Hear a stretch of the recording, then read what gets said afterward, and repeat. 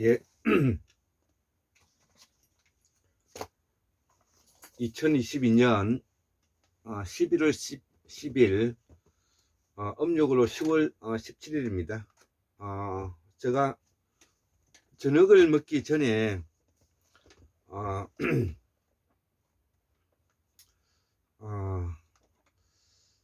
우리 그 훈민정음에서 사라져버린 잠호 네 가지죠.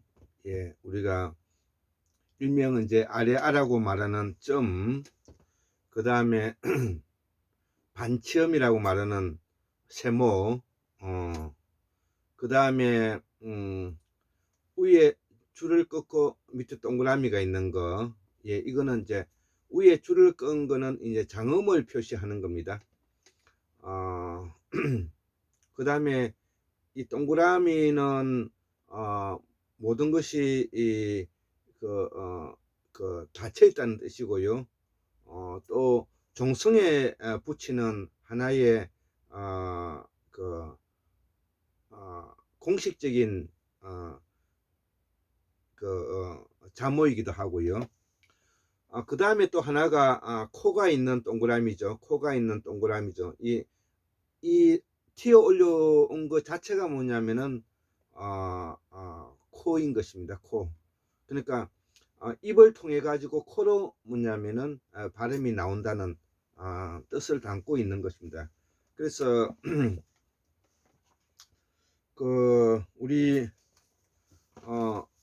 세종대왕께서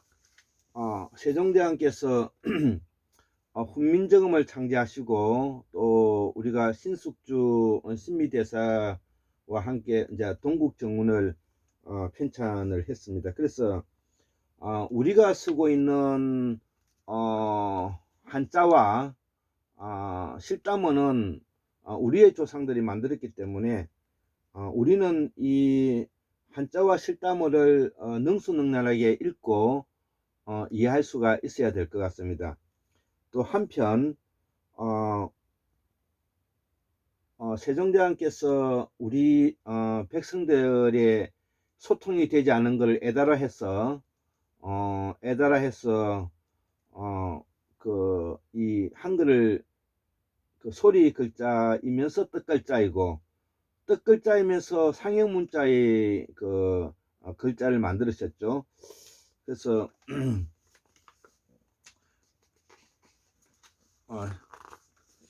신미대사께서 실담어에 능통하셨고, 그래서 실담어와 우리 한자와 이것을 우리의 발음으로 만들었기 때문에 위대한 것입니다. 그래서 이 위대한 언문의 법칙을 함께 도운 분이 이제 보안제 선생이시고, 그 보안제 선생이 바로 이제 신숙주 선생이시죠.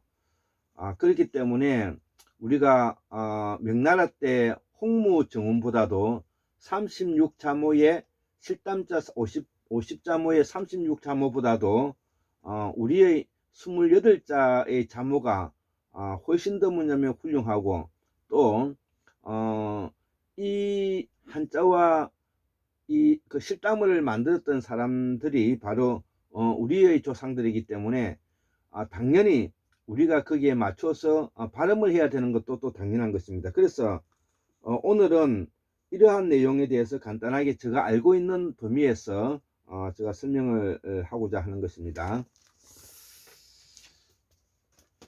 자, 그래서 환국문명 학술은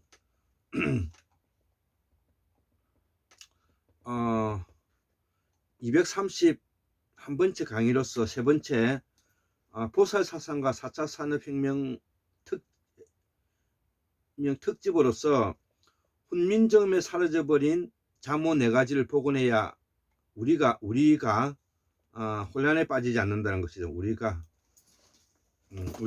혼란에 빠지지 않는다는 것이죠. 그래서 여기에 대해서는 여러 학자들의 생각이 또 다르고, 또 우리 또 공우 강산 박사님도 여기에 대해서 이렇게 글을 많이 이렇게 적어 놓아서 제가 읽어보기는 합니다. 근데 읽어보기는 하지만 좀 더 이렇게 제가 그 명쾌하게 또 제가 받아들이지 못하는 부분도 있고 해서 이 부분을 좀 더 뭐냐면은 한번 정리를 해 보았습니다. 이런 내용들을 제가 여러 가지 자료를 활용해서 이렇게 이제 훈민정음의 그 뭐 발성법과 사성의 원리 평상 거입을 말하는 것이죠.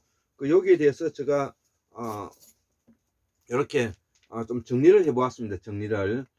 예, 이 정리를 해본 건데, 특히, 여기에 대해서 공부를 많이 하신 분이, 대전에서 택시 운전을 하고 계시면서, 학자, 이신 우리 백성문 선생님께서, 제가 내용을 요약해서, 이거를 정리하고 있습니다. 그래서, 제가 그 요약한 내용의 범위 내에서, 제가 이렇게 설명하는 것이기 때문에, 다소 저 생각도 많이 부족하다는 것을 전제를 하고 말씀을 드리겠습니다.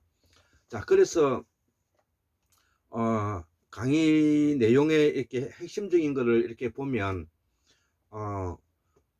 우리가 쓰고 있는 말의 뿌리를 알아야만이 우리가 역사뿐만 아니라 우리의 을과 혼이 되살릴 수가 있다, 이렇게 생각을 하기 때문에 우리가 한자와 실담어와 우리가 쓰고 있는 동국정운 훈민정음의 발음을 우리 국민들은 기본적으로 알아야 되겠죠.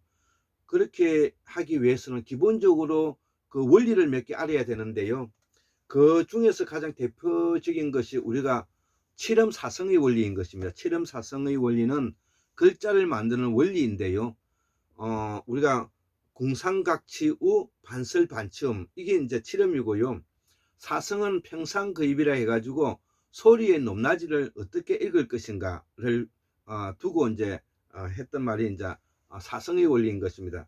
자, 그렇기 때문에 칠음사성의 원리의 바탕을 두고 우리는 기본적으로 50자모에서 28자 자모를 가지고 있기 때문에 이 28자에 맞추어서 우리가 발음을 어떻게 하고 있는가를 알 필요성이 있는 것이죠. 자, 그래서 먼저 우리가 동국정원에 보면은 우리가 평상 그 다음에 상 이렇게 이제 글자마다 이제 이렇게 적어놨다는 것이죠. 그래서 평자로 적어놓은 것은 그저 평온하게 읽으면 되는 것이고요. 상은 위로 올리면서 이제 읽는 것이죠. 그 다음에 이제 그는 기본적으로 평온하게 읽어 나가면 되고요. 그 다음에 이제 입은 그 입성이죠. 입성은 뭐냐면은 그 내려오듯이 그래서 읽으면 되겠고, 요런 정도로 기본적으로 조금 이해하면 되겠고요. 자, 그 중에서 이제 우리가 잃어버린 자모 네 가지 중에서 정과 그 다음에 세모, 그 다음에 줄이 있고 그 다음에 밑에 동그라미, 코가 있고 동그라미, 이제 이 네 가지가 이제 그 특성이죠. 그래서 이 특성에 대해서 기본적으로 이제 좀 알 필요성이 있습니다. 그래서 이 아래아에 있는 이 소위 말 우리 점이죠. 점. 이 점은 기본적으로 어떤 특성을 가지고 있느냐부터 우리가 좀 알 필요성이 있는데요. 일단은 이 점은 우리가 아래아라고 읽으면 안 되고요. 이 점은 뭐냐면은 음과 양이 공존하고 있다는 것입니다. 그러니까 자음과 모음, 음과 양이 뭐냐면은 공존하고 하나의 덩어리로 이루어져 있다는 말이 되겠고, 발음을 했을 때 이것이 뭐냐면은 혀가 말려서 발음을 한다. 요 내용이 뭐냐면은 이 점의 가장 기본적인 특성이 되겠습니다. 예, 한 템포 줄여서 조금 그 했다가 그 제가 또 이제 설명을 할게요. 이제 두 번째로 이 세모에 대해서 이제 설명을 할까 합니다. 이 세모는 기본적으로 뭐냐면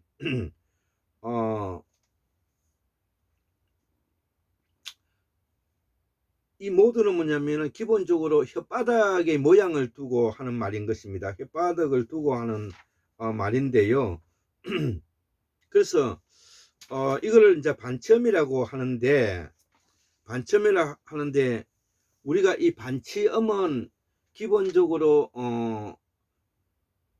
꽉 물은 뜻이 아니고 이제 혓바닥이 이제 열려 있다는 뜻입니다. 열려 있다는 뜻인데 이제 우리가 백성문 선생님이 그 예를 드는 설명을 보면은 동물이 그 어떤 생명을 사냥하기 위해서 물어 뜯을 때는 꽉 물게 되는 것이죠. 완전하게 이렇게 이제 물게 되는 것이죠. 완전하게 꽉 물게 되는 것이죠. 그렇지만 이 반체음은 꽉 물은 상태가 아니라 이렇게 열려 있다는 것이죠. 열려 있기 때문에 그 생명을 완전히 다치게 할 의무는 없는 것이죠. 의사는 없는 것이죠. 그렇기 때문에 만약에 새끼들이 위험에 처했을 때 그 어미가 이 반체음의 혓바닥의 모습을 가지고 물어서 다른 데로 옮기는 거죠. 이것을 반체음이라 그런단 말이에요. 그래서 이 반체음은 혓바닥 동물들이 위험에 목덜미가 그 이렇게 물었을 때 열려 있는 상태를 혓바닥과 이 입의 상태가 열려 있는 상태를 말한다는 것이죠.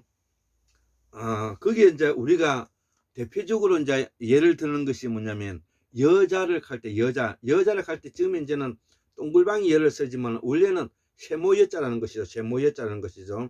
그래서 이 여자는 뭐냐면은 그 기본적으로 여자가 가지고 있는 그 의미가 또 신기하기도 하고 아름답기도 하고 대단하다 이런 뜻을 가지고 있다고 우리 그 백승문 선생님이 말씀을 하시더라고요. 그래서 이 여자는 뭐 이런 특질을 가지고 있는 것은 사실이죠. 그래서 우리가 여 자락할 때 지읒하고 이제 점이죠. 점은 뭐냐면은 아까 음과 양이 모여져 있다는 것이죠. 음과 양이 모여져 있다는 것이죠. 자, 그래서 뭐냐면은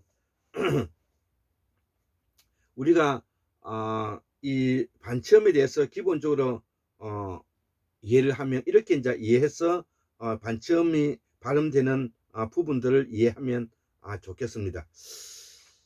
그 다음에 이제 세 번째로 뭐냐면은 이게 이제 장음이 있고 줄이 있고 밑에 동글방이가 있는 것이죠. 그래서 이 줄이 있다는 것은 이 혀의 모양이 위에 천장이 되어 있다는 뜻입니다. 혀가 천장에 이제 닿는 자세를 말하는데 요 모습의 가장 대표적인 그 한자가 뭐냐면 우리가 편안한 안자가 바로 그래서 우리가 편안한 안자를 뭐냐면은 편안하다 이렇게 쓰면은 이게 맞지가 않고요. 원래는 뭐냐면 편하다는 거죠. 편하다.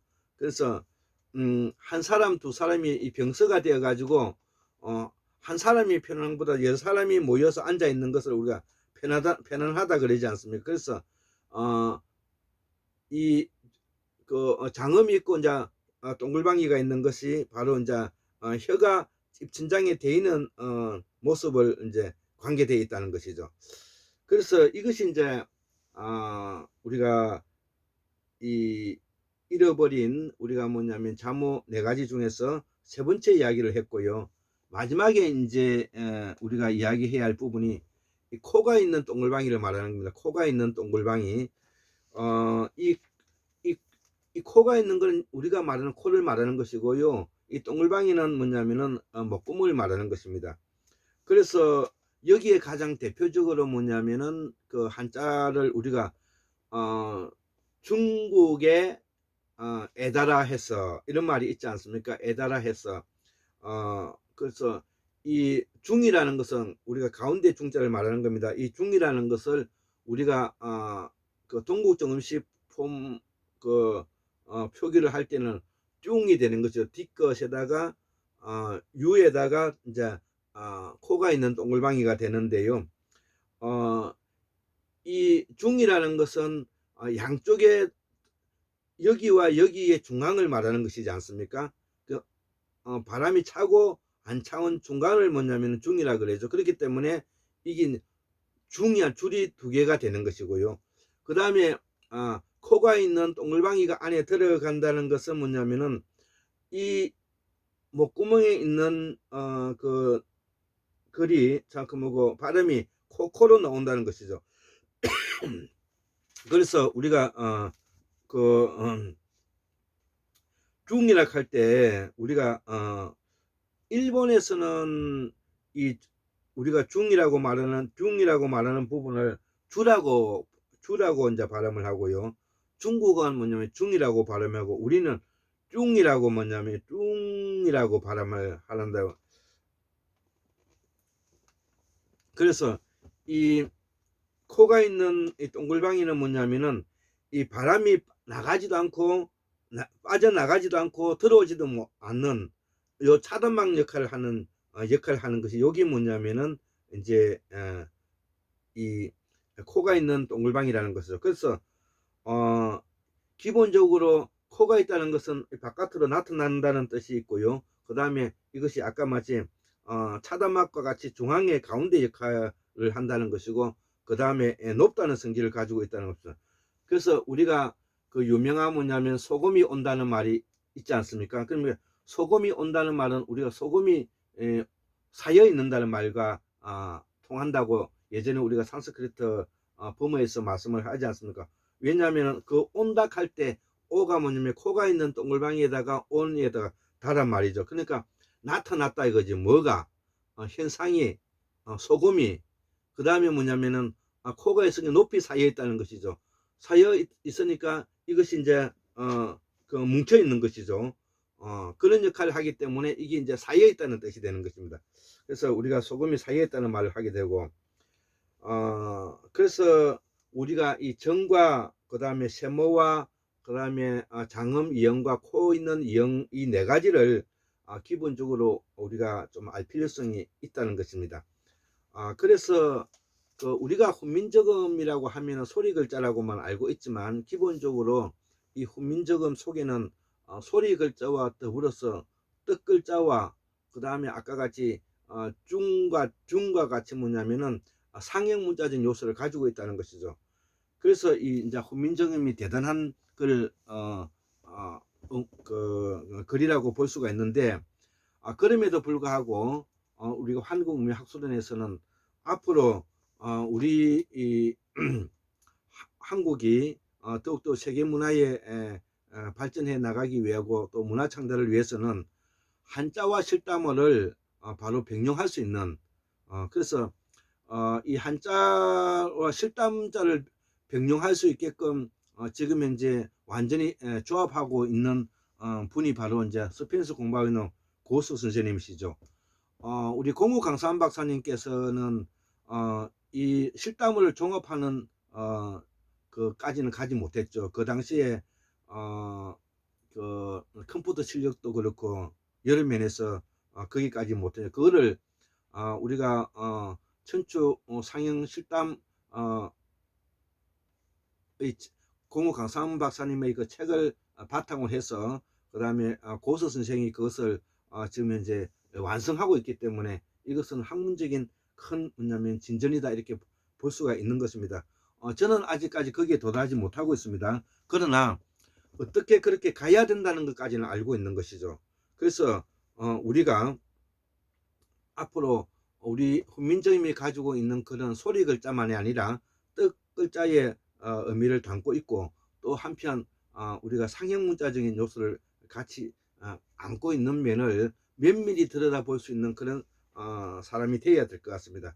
그래서 우리가 앞으로 그 동국정운이라든지 그 다음에 훈민정음이라든지 그 다음 은혜본 같은 것들을 읽을 때 우리가 앞으로 이런 바탕을 두고 우리가 실력을 쌓아 나가야만이 되지 않을까 하는 의미에서 제가 정리했던 내용들을 한번 이렇게 적어서 이렇게 동영상을 올려봅니다. 여기에 점과 세모, 그 다음에 장음 동글방이, 그 다음에 코가 있는 동글방이 이렇게 이제 네 가지 자모가 있죠. 이 잃어버린 자모 네 가지를 여기 있는 잃어버린 자모 네 가지를 우리가 꼭 먼저 복원해서, 복원하면 또 뭐합니까? 복원해서 우리가 읽을 수 있는 그런 실력을 갖춰야 되겠죠.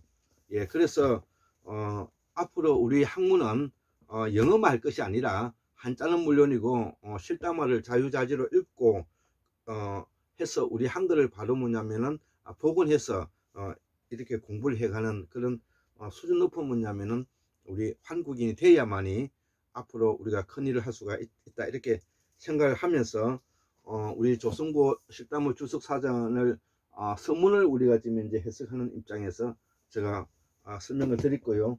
또 이 보살 사상과 더불어서 우리 지금 이제 4차 산업혁명, 그 다음에 우리 최동석 조직인사연구소에 뭐냐면은 예측 성취 예측 모델의 이 책을 바탕으로 하면서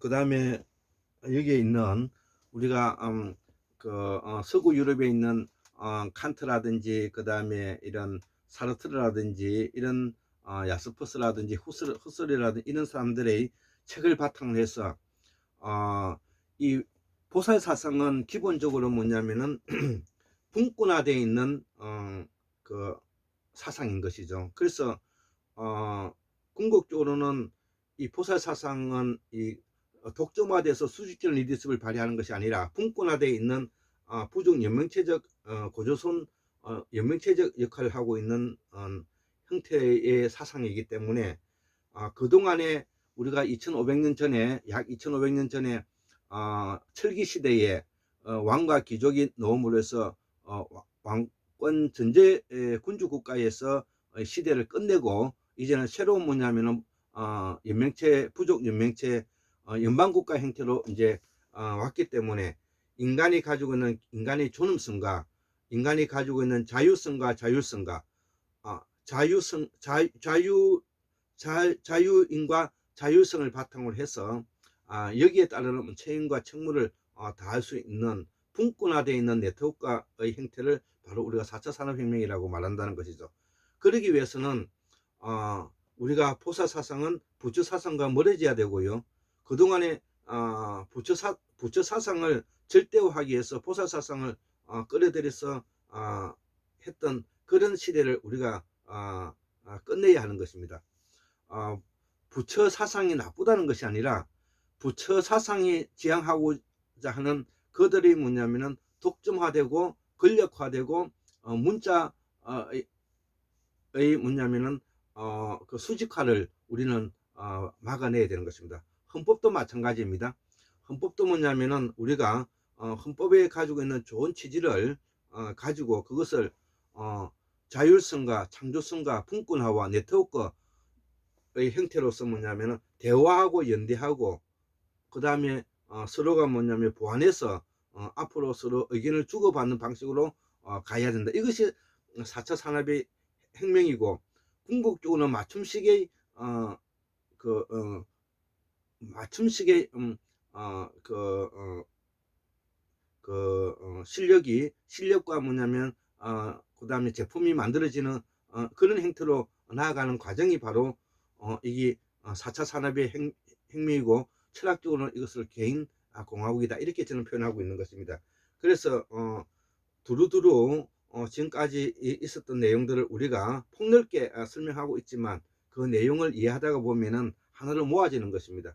그래서 보사사상과 제4차 산업의 혁명의 특집이라는 이름으로 오늘은 우리가 민정에서 놓쳐버린 자모를 뭐냐면은 한번 설명하게 되었습니다. 74,141년 1959년 2022년 11월 10일 목요일 한국명 학술원 골장 김대수 올립니다. 예, 감사합니다.